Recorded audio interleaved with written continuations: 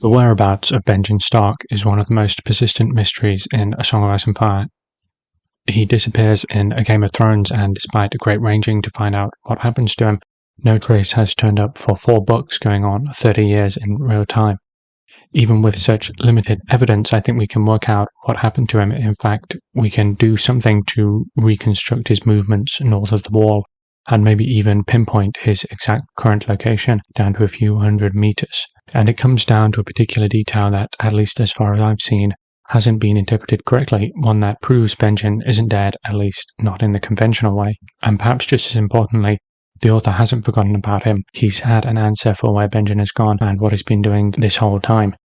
One of the major plot points for the later part of A Game of Thrones is the reappearance of 2 members of Benjen's party dead just short of the wall. The bodies that reawaken as wights and attack Mormont and Jon Snow, indirectly causing the Great Ranging. The reappearance of these 2 and only these 2 members of the party just short of the wall at this particular time actually tells us something very interesting. Benjen departed into the wild with a party consisting of himself and 6 other rangers, and he's been vanished for approximately 5.5 going on 6 months. So why did 2 bodies of those rangers, only 2, turn up at the wall now? Remember what we're told about these wights. They remember something of their lives before their deaths. After these 2 are raised, they act in the most sophisticated way we've seen so far for wights. They don't just kill randomly, they know their way around Castle Black, and they seek out 2 high-value targets. What's going on here? Is this an assassination attempt orchestrated by the others? Why only these 2 if the others have attacked Benjen's party and have raised their dead after an attack by wildlings? And how did they end up at the wall? Why now if Benjen has been missing for 5 months? There's quite a simple answer to this, explaining why it happens in the way it does, when it does. The 2 rangers were messengers. The wights seek out Lord Mormont and the new first ranger in Benjen's absence, Sir Jeremy Riker, because that's what they were sent to do in life. They were already heading to Castle Black to deliver a message.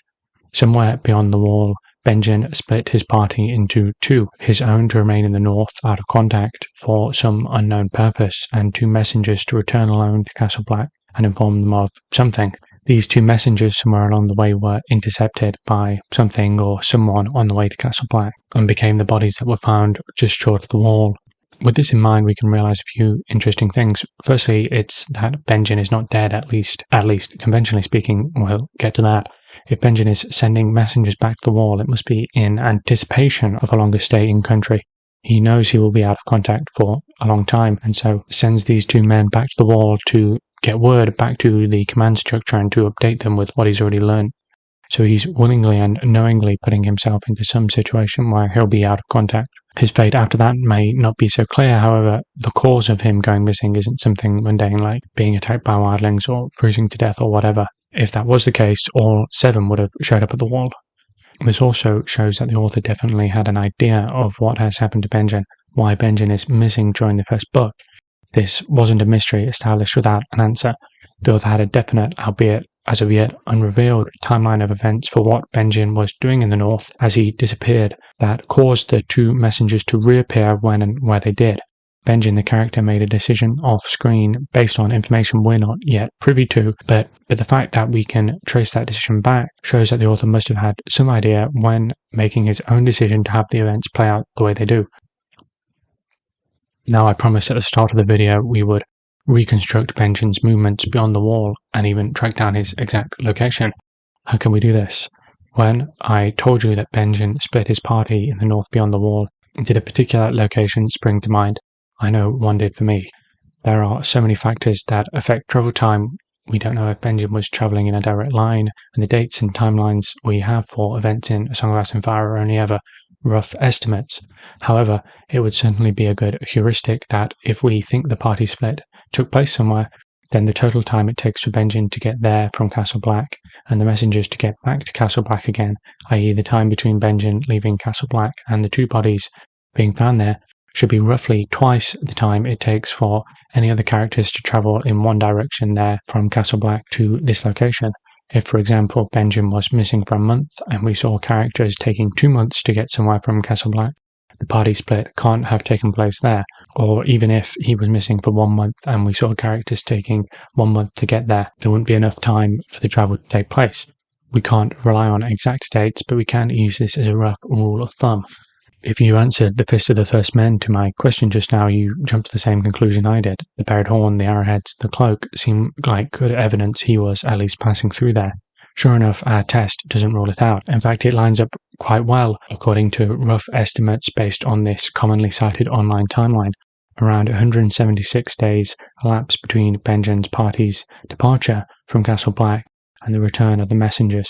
It later takes the Great Ranging about 76 days to reach the Fist from Castle Black in one direction. Like I said, these are only ever going to be rough calculations. Obviously, a Great Ranging moves slower than a party of 7, and a party of 7 moves slower than a party of 2.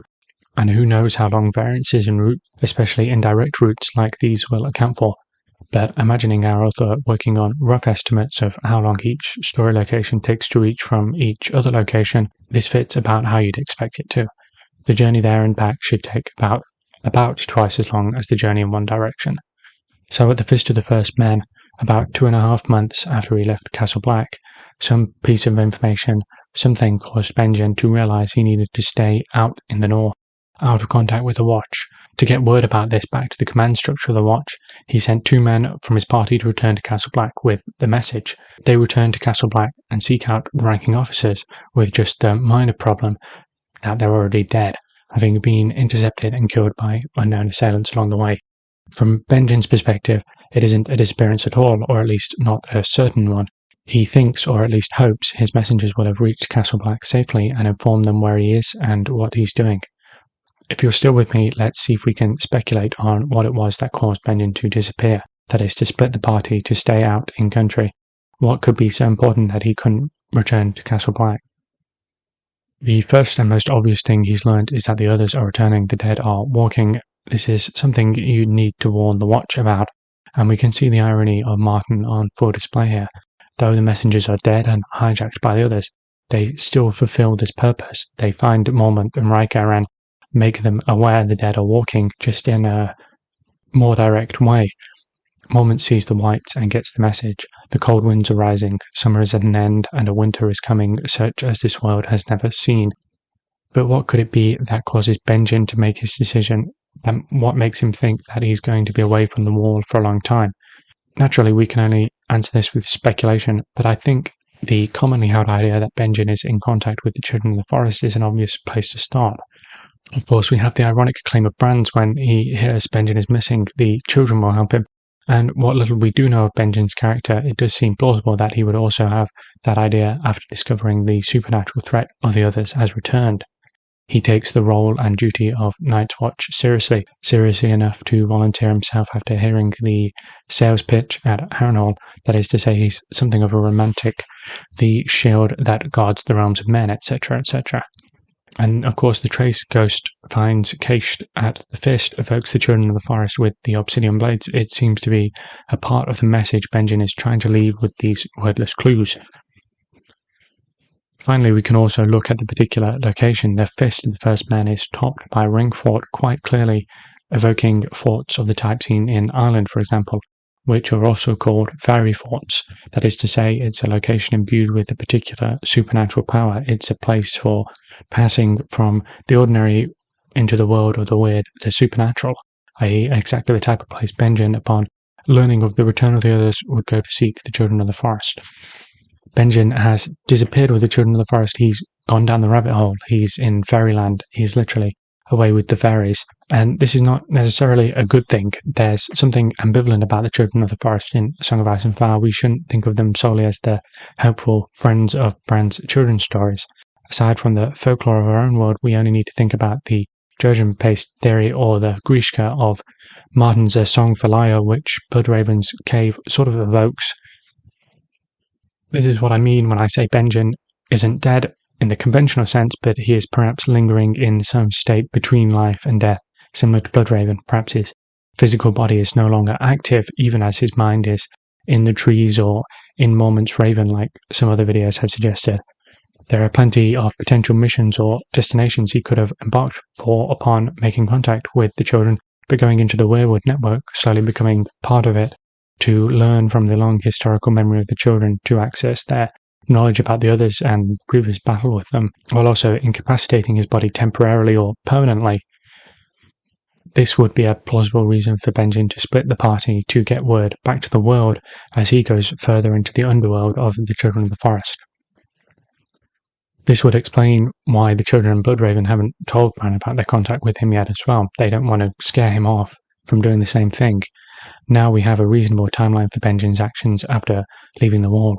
At some point he became aware of the return of the others and sought out contact with the Children of the Forest.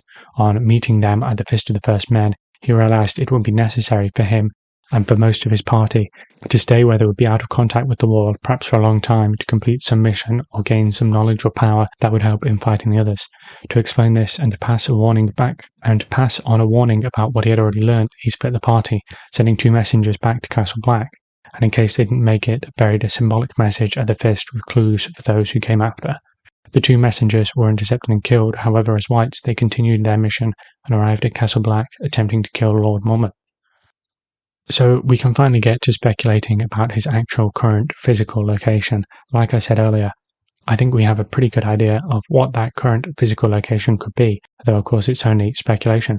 Benjen could have travelled across half the world in the time since the party split at the Fist in Game of Thrones. He could have travelled to some unseen Children of the Forest location further north. He could be on Skargos.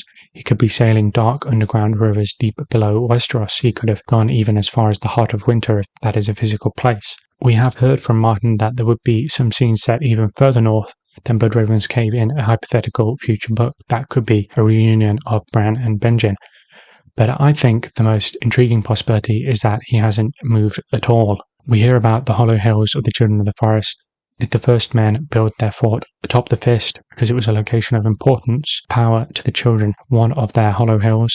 The Fist of the First Men in particular evokes the Craig-Y-Ddinas, the fortress rock located in Wales, a dramatic stone upwelling once topped by an Iron Age fort, known as one of the legendary resting places for Arthur, sleeping with his knights somewhere beneath the hill.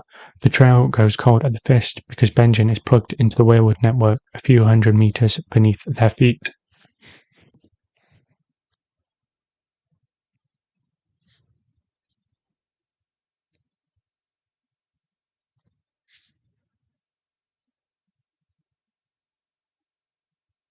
Alright, that's the entire video. Let me know what you think about this theory in the comments, or where you think Benjen might be. Don't forget to like the video, and if you haven't hyped any videos yet this week, you have 3 chances. You might as well hype this one.